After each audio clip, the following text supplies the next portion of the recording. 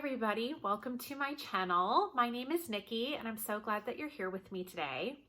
So I know in my last video I talked about how I was going to do a packing video for my trip to Las Vegas, which I've already taken, and you've probably noticed that there wasn't a packing video. That is because a lot of my Las Vegas footage and the pre-Las Vegas footage disappeared, and it wasn't on my cloud either. I don't know if my kids got into my phone or whatever, but so this is just kind of a recap, a post-trip update about traveling to Las Vegas during the COVID-19 pandemic, what it was like, and if I would go again. So just a disclaimer, I love Las Vegas. It's probably one of my favorite cities.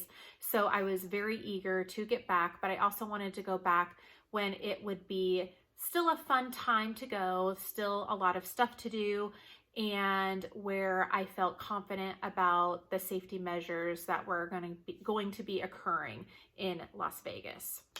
So if it looks a little bit weird on the angle, and I just moved it again, when I came back, I have no idea where my camera tripod is, and I'm sure someone moved it, and I'm alone in the house right now, so I can't ask anybody where it is. So forgive me for the weird angle here. But before I get started on my post-trip review of Las Vegas, if you haven't already, I hope that you will consider subscribing. I hope to have much more travel content on my channel, but you can take a look at my other videos, and I do a lot of unboxings. I do some whole fragrance stuff. Just a smorgasbord of things that bring me joy. And if that's something that brings you joy, I hope that you'll stick around by subscribing and giving this video a big thumbs up. Okay, let's start off with why I went, because I'm sure there's going to be comments or questions of why I would decide to go to Las Vegas, which is notoriously usually very crowded. Full of people. It's one of the probably biggest tourist cities in the United States. Why I would go during the global pandemic that we have going on. And that's a great question. And I'm not really looking for anyone to agree with me or disagree with me, so I'm just letting you know in the comments, just please don't leave any snarky comments. We all have to do what makes us feel comfortable. I'm not going to judge anybody on what they do as long as they're being respectful, and I just hope the same here. So like I said, Las Vegas is one of my favorite cities, so it doesn't really take much for me to want to go. I usually try to go 1 to 2 times a year, and we are, almost 7 months into this pandemic. And, you know, I've been home with my kids like all of us are. I am also going to school and also working as much as I can, so without an outlet. So traveling is something that brings me relaxation, and I have already had to postpone or cancel many trips, which I know is a first world problem, but it's still, you know, something that, you know, bothers me and makes me sad. So I was getting a lot of offers from Las Vegas in the past few months for me to come free. And, you know, a lot of those are because I'm a Players Card member. I usually do stay at the Wynn, but lately I have been getting comped offers from the Venetian Palazzo, which I've never stayed at before. And I had originally scheduled this, I believe, in June, and then the mandates, or the state mandates that the Governor Sisolak was implementing, I decided, okay, I'm just going to wait. I'm going to keep postponing. And, you know, a lot of things were still closed, like only half of the casinos were open, or they weren't allowing any indoor dining, or, you know, it was just a very weird situation where I didn't feel either comfortable or that it wouldn't be worth the money going. So I actually live in Nevada, so I would not be crossing state lines to go. So it wasn't a concern of me for me to be bringing any out-of-state germs into Las Vegas or anything like that. I had actually tested for COVID. Well, actually, I did a COVID test. Maybe I should make that clear. I tested for COVID not that long ago because me and my daughter had the common cold. And when you have the common cold, people still want you to take a COVID test. People still do have colds, but, and we tested negative. So I felt pretty confident there. And I had another offer for 3 free nights over at the Palazzo. I would just have to pay the resort fee, which we could have a whole debate on that in itself, but I really wanted to check it out.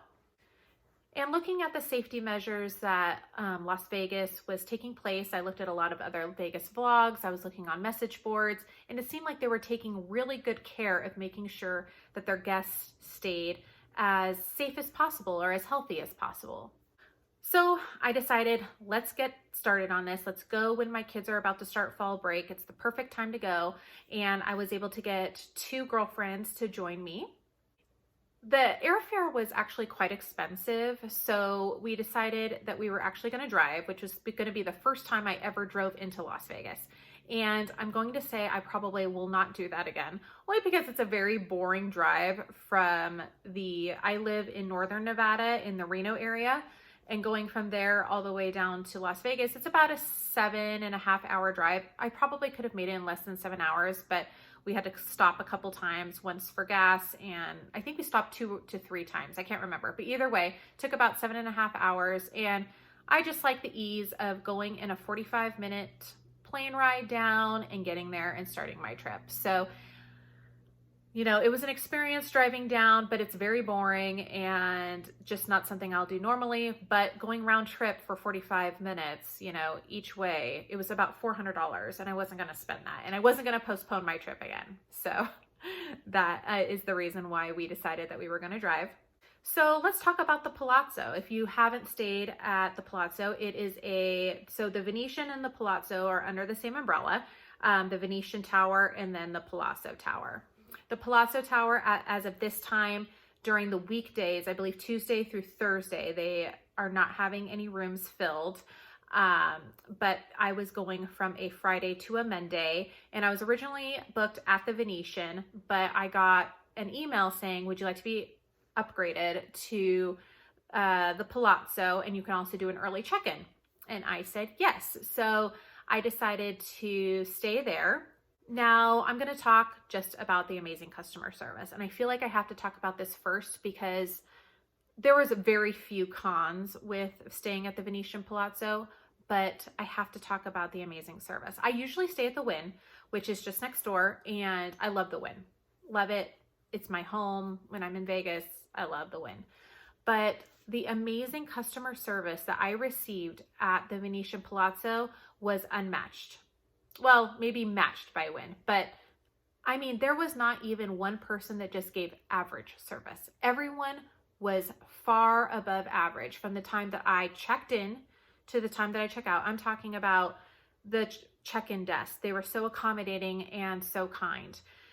The people that were wiping down the elevators, they would always say good morning or good afternoon or rush to help.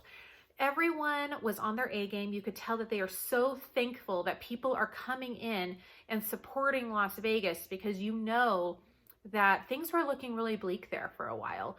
And so I just want to say thank you to the Venetian Palazzo for just superior service. And if you are considering going there, you will not be disappointed with the accommodations and the friendliness and warmth that you're going to feel from them.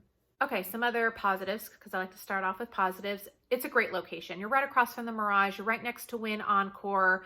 You're not too far from some of the mid-tier strips, you know, center strip. The Venetian is a little bit closer to the mid-strip than Palazzo is. Palazzo's just a little bit further north, just a few steps. They're connected. But the location, I think, can't be beat. The room is extremely spacious. We had a double queen, or is it doubles or queens? I can't remember, but we had a 2-bed, they call them suites. So they're luxury suites, and we did have the 2 beds that were very comfortable. We had a very nice sized bathroom. I did have a room tour on my camera, but again, like I said, I'm not able to show you that, but I will put a link in this description box below of the room types that they have over at the Palazzo. Also, outside of the bed area, there are a couple stairs, and in there is kind of like a living area.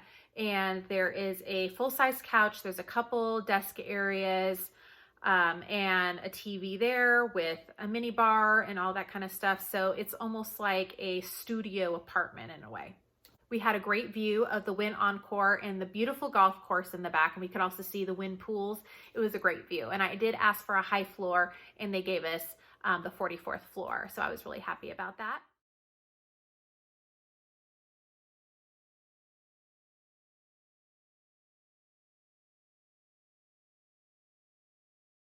Upon check-in, they do give it an amenities kit. It came with a couple disposable masks. It did come with sanitizer and some hand wipes, but I already had brought all that stuff with me anyway. I actually brought like a couple dozen masks just to be sure that I always had extra, or if something got dirty, I can always grab another one. So like I said, the room was very nice and spacious. They have this thing called Venetian Clean that is posted everywhere. In the rooms, I don't really believe that they have done anything different in terms of cleaning the rooms. And it was pretty clean throughout, but I did notice on the headboards of both of the beds, it had been pretty obvious they have not been dusted in probably at least a month and a half to 2 months. There was a pretty significant amount of dust on there.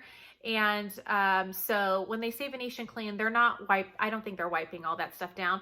I brought some Clorox wipes, just the travel size. So I wiped down everything anyway, but it is something to consider. Like if you're expecting like immaculate housekeeping cleaning when you check in, you just may not get that. But it wasn't a deal breaker at all. It wasn't like I thought the room was filthy. It's just something to consider. And one more thing I want to talk about the Palazzo is we did spend Sunday morning to about mid-afternoon at the pool. I did get a cabana, and I toured both the cabanas. So I had a Palazzo cabana, but it is a very big step down from the Venetian ones. The Venetian ones were just remodeled and re-renovated, so they are amazing. But the price on them is astronomical. So the Palazzo ones are your standard cabana, and it's about half the price of the Venetian. So for me, I was thinking, okay, price, and the fact that the Palazzo pool is quieter than the Venetian pool, we thought that the Palazzo was where we should stay for our pool time. And the service was amazing. We had 2 cabana servers, and they were very attentive. It's not hard to get that food and beverage minimum because, as usual, everything in Vegas is expensive. So we were able to rack that up pretty quick between the 3 of us. But the cabana was a great experience. The loungers were so comfortable. I wanted those loungers for my house. They were amazing. And like I said, the service was superior. I would say that the pool environment, it was quieter than the Venetian. I would say it was only about at 30% capacity. I think they go up to 50, but it was very quiet. And we are talking about from like a Sunday morning to probably about 4 o'clock in the afternoon.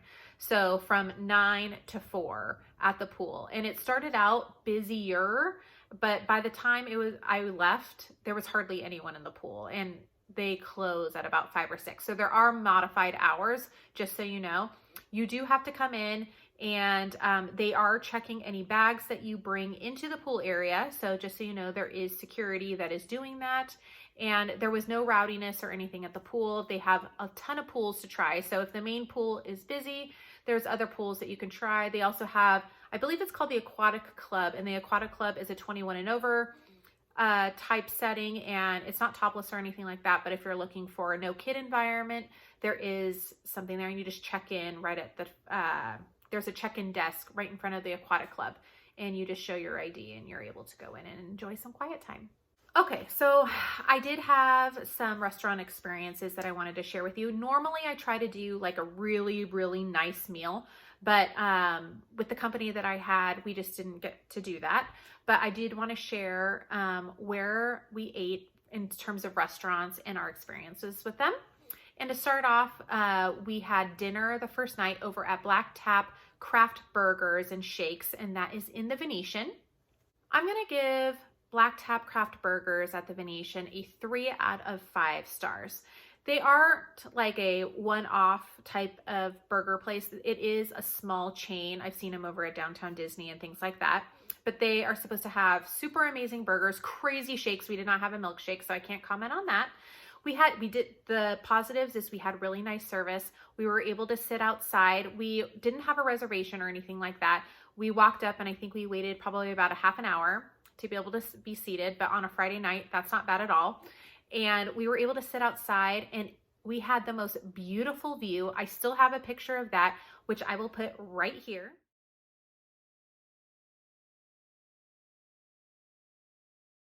Isn't that beautiful? It was gorgeous.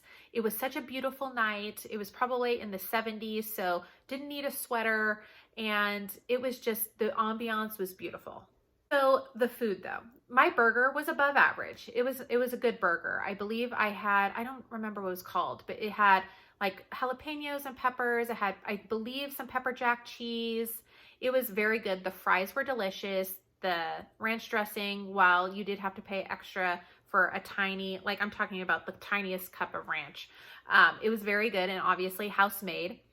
But I ordered a Moscow Mule from there, and all three of us did actually, and all of us, it was very hard to get down. It was not good. And they had fresh ginger, which I could really appreciate, but there was no crispness to it. It was almost bitter. It wasn't a very good drink. And we ordered an appetizer of chips and guacamole, and the guacamole was the most flavorless guacamole I've ever had.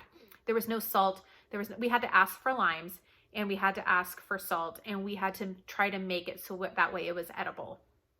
So probably a hit or miss there in terms of the food and the drinks over at Black Tap, but I'm glad we tried it. I probably won't try it again though, unless, well, I would never bring my kids to Vegas. I know some people do, so I'm not judging you if you do, but I'm never going to, so I probably would never go back to Black Tap. Okay, the next day on Saturday, we had brunch at Mon Ami Gabi, and that is over at the Paris Hotel, and I've eaten there before, and when I first ate there, I gave it a 5 out of 5. This time, I'm just gonna give it a little bit of a lower mark and give it a 4 out of 5. I did have a reservation, but the reservations that you make are only guaranteed for inside seating. I love sitting outside because you can get you can just sit and eat right along the strip, and you could people watch, and I just love looking outside at the beautiful Las Vegas Strip. So I just went up to them and said, we're here for our reservation, but how long is the wait for outside seating? And it was a 20-minute wait on a Saturday morning for brunch. It was 11 a.m. So just, you can't beat that. So if you're able to sit outside, I really recommend doing so. Now, again, great service. But the reason I'm giving it a 4 is because the menu is so scaled back. The menu was this big and this thin. It was just this thin piece of paper for brunch. And there wasn't a lot of selection either for lunch if you decided to do more of a lunch. And that was just really disappointing because I feel like now the indoor and outdoor seating are available. You know, you have a weekend. It did seem busy for the restaurant at least, but it was just really disappointing to see. So I had to always ask, am I able to get this? Am I able to get that? And they were very accommodating. I wanted like an egg, bacon, potato type breakfast, type of brunch, and they were able to do that for me. The Bloody Mary was excellent. I like them extra spicy, and they did that, and it was excellent. I did have a mimosa as well, and they used fresh squeezed orange juice. That was delicious. One of the highlights over at Mon Ami Gabi, in my opinion, are their skinny pancakes, which are like crepes, and I got it in the Bananas Foster, and you guys, I highly recommend getting that. It is so, so, so, so good. I'm talking about, it's making my mouth water talking about it. Delicious. You don't need extra syrup than what's already on it. The sauce just makes it perfect. It does come with fresh made whipped cream, which just puts it over the top. It's amazing. But I will say, I probably won't go back until they have their full menu back. If you're looking for something that has more of a variety, go to Hex, which is also at the Paris and also has outdoor strip seating, and you'll probably have a more, I would say probably a better experience. Okay, I have 2 more restaurants, so I'm going to try to make this quick. We went and had Mexican food over at Gonzalez y Gonzalez on Saturday evening. That is over at the New York Casino and Hotel on the South Strip of Las Vegas. We were originally going to go to Nacho Daddy, which I've never been to, but they didn't take same day reservations. And when we got there, there was a 2-hour wait. So apparently everyone in Las Vegas is trying to eat at Nacho Daddy.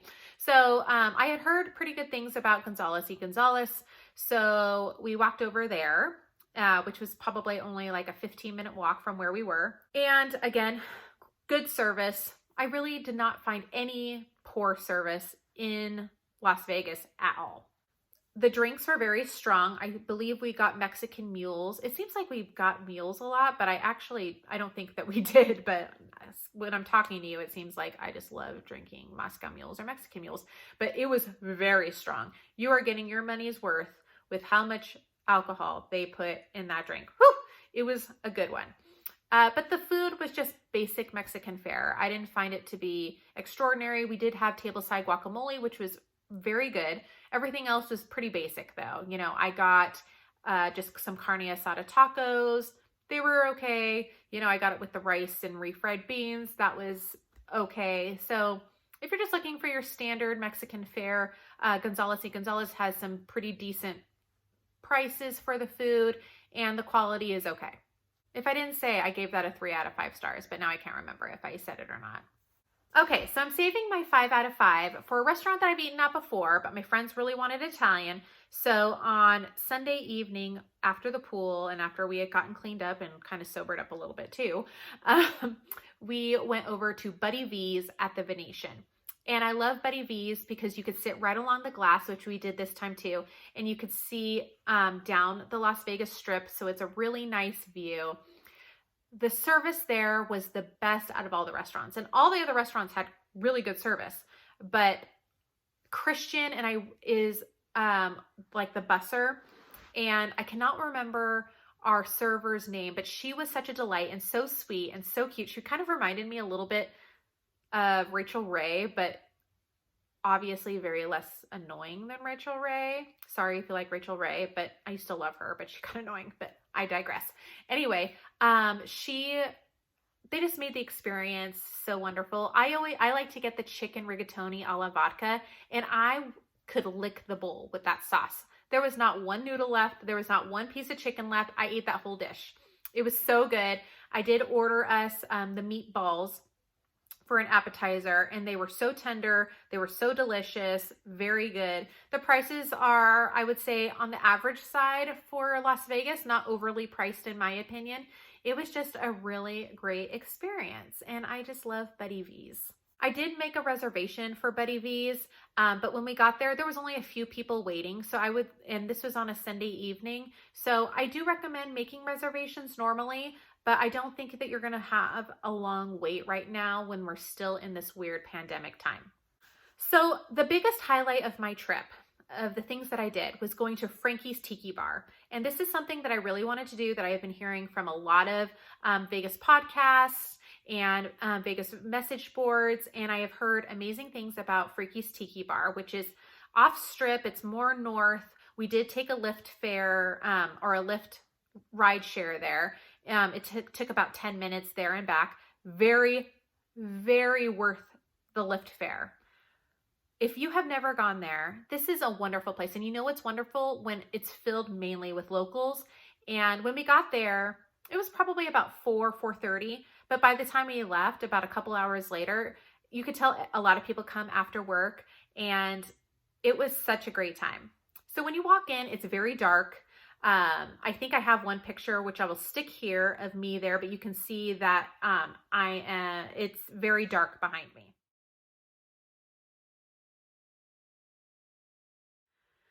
So your eyes do take a minute to adjust. So when you get there, just know it's going to be very dark in there. The service was very attentive. They were wonderful. They gave great suggestions. They do give a menu, and the strength of the drinks are dependent on the skulls that are below. So I believe it ranges from 3 to 5. 3 is your probably a typical drink that you would get in a bar in terms of strength. 4 is a little bit more. 5, probably if you have, another one of those, you're going to be on your butt. But between the 3 of us, we each had 2 drinks each. And I think we got like 5 different drinks in total. Every single one of them was delicious, and not just delicious, overly delicious, amazing, so good. We didn't get any 5s, but I had a couple 4s, and I was feeling pretty good afterwards. Not, drunk or anything like that, but I had a pretty good buzz. It was such a fabulous time. I am going to make it a point to go every time I go to Las Vegas. It was absolutely phenomenal. I'm so glad they're open 24 hours, and I am so glad that they have survived the pandemic so far. The ambiance in there is true, authentic Tiki. It is fun. I really recommend going to Frankie's Tiki Bar the next time you're in Las Vegas. It's not in the best area. I wouldn't be hanging out and walking around in there at 11 o'clock at night or something like that. But taking a lift there, you can't go wrong. Okay, so let's wrap this up. I'm just going to give kind of just a general idea of what Vegas is like during a pandemic, because that's what you really want to know. So the rideshare situation, it was a little bit slower. We would have to wait, instead of getting a lift within 3 to 5 minutes that you usually would when Vegas was pre-COVID. We waited maybe 10 to 15 minutes for a rideshare, which wasn't terrible for me. I wasn't in a rush to get anywhere. So Uber and Lyft is still available. Cabs are probably more readily available, but you might be paying more for those. So if you're looking to do an Uber or Lyft, just give yourself a few extra minutes if you need to get somewhere.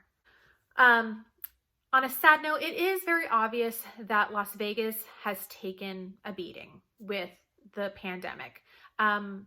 When you rely solely on tourism, which our entire state of Nevada does, it's really hard to recover when you've been closed for 3 months and you can't even open all the way. And you can tell that they took a blow. But you can also see the resilience, and you can see that they are slowly recovering. And I really felt good that I was able to contribute to that. And you could just see how grateful the workers are to be back at work. It didn't seem like anyone really didn't want to be there. They just were taking extra great care of their guests. And I have no doubt that Vegas is going to be back on its feet as time goes on. Other than the masks and the fact that there are no shows, so that is something that is kind of sad that there's no shows happening as of the time that I went. By the way, I went from October 2nd, 2020 to October 5th, 2020. And except for the masks and the no shows, Vegas felt pretty normal. I mean, in terms of at least what things were open, going to restaurants, gambling, things like that. Now, the crowds did not seem normal. It seemed like I've been there on a weekend where it is crowded, where people are constantly you're walking like this. I would say for a regular Vegas weekend, it was probably 15 to 20% of that. It was a Saturday night, and I was in front of the Mirage, near the volcano, and there was hardly anyone around me. There was maybe 1 to 2 people that I could see that were within 50 feet of me. So if you like zero crowds, this is the time to go. It was, and sometimes when I was out walking, it seemed like a ghost town. And then other times, there were a few people here and there. Now, speaking of masks, I would say about 90% of people were compliant with their masks.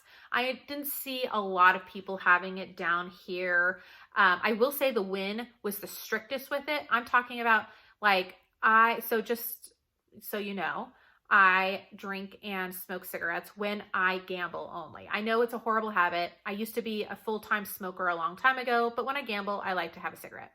Anyway, I was at the Wynn, and I pulled down my mask to put the cigarette in. I lit it, and as I went, literally not even 1 second, they were like, "You need to pull it up." And I was like, "I'm smoking." And they were like, "Well, you have to put it up in between," which that's fine. But I was like, I don't think I even got the last little puff out. And they were doing the same thing with drinks. So as soon as you have a drink, a sip, before you even put down your drink, you have to have that up at the Wynn. Everywhere else, they let you, you take a sip and, you put it back up, at a normal pace. And like I said, everyone else, it seemed like everyone was wearing masks like they were supposed to. I only saw very few that were walking around with it here or just kind of being rude about the mask, but it's not a huge deal. Now, distancing. Distancing was not a problem because there's hardly anyone there in Vegas right now. The only time that I thought it was a problem or someone might get a little bit nervous about it was when you're waiting at the crosswalks to be able to go across, because sometimes it takes a few minutes to be able to cross. So you're accumulating people, and I have people are wearing masks, but they are, not distancing during that time. So that was the only part. I wasn't nervous. I didn't feel uncomfortable at all, but that is where I would think that some people could feel uncomfortable there. So I know a lot of people have been reporting that there have been a lot of people that are able-bodied that have been using the scooters, and they've been running people over or just being really rude out on the strip. And I saw like maybe 3 or 4 people like that. I did not have to move for anybody. No one was trying to hit me. I mean, you could see that some people were just being, like racing with them. But I had no problem with the scooters. I don't know if it's because there is an increased police presence in Las Vegas. The crime on the strip has been a little bit elevated lately, but I feel like the police presence has accommodated the need for it. So I didn't feel unsafe walking. There was at one point, I'm not sure if this person was homeless or drug addicted or both, but he was being a little aggressive and following us. But there are cops, like I said, everywhere on the strip. So as soon as we got near one, which was only a couple minutes of this guy, and also there were some people around, so I didn't feel unsafe, they backed off. So the police presence is there. And me being in my mid-30s, I had 2 girlfriends with me. I felt very comfortable. And I also walked the strip alone at times at night. And I just made sure that I was near other people or other families. So that way, if I came across somebody that was being a little bit aggressive, I was near people that could either, be a witness or that I could kind of ask for help from. But otherwise, I felt like Vegas was very, very safe. They were very clean. I saw people all over the strip in every single casino wiping down things, doorways. There are people there that anytime someone pressed a button in an elevator, it was being wiped off. I feel like they are just going above and beyond to give people a safe and healthy environment. So if you were kind of on the fence about going to Las Vegas because of that, I hope that this may encourage you to try to give it a chance. Of course, everyone has their own comfort level of what they feel is appropriate for them. So I don't want to pressure anybody or feel like, you're silly if you don't go. But I personally felt 100% confident going over there. And would I go again during the COVID-19 pandemic? You bet your butt. Unless they start scaling back some of like dining and all that kind of stuff. I really hope to see that shows start coming back, obviously with limited capacity to start out until, the numbers start, reflecting that we can open up more. But I really hope to see Vegas continue to recover. It's such a wonderful city. I feel like there's something for everybody, and I'm so glad that I went. And I hope that you were able to get some great information from this. All right, everybody, thank you for spending, probably after editing this video, I'm sure it's over 30 minutes, but thanks for spending the last half an hour with me talking all about Vegas. If you have any questions about my trip, please leave them in the comments down below. I'll be happy to answer any questions that you have. And like I said before, I'd really appreciate it if you gave this video a thumbs up before you left. And I hope that I will see you guys again next time. Okay, bye-bye.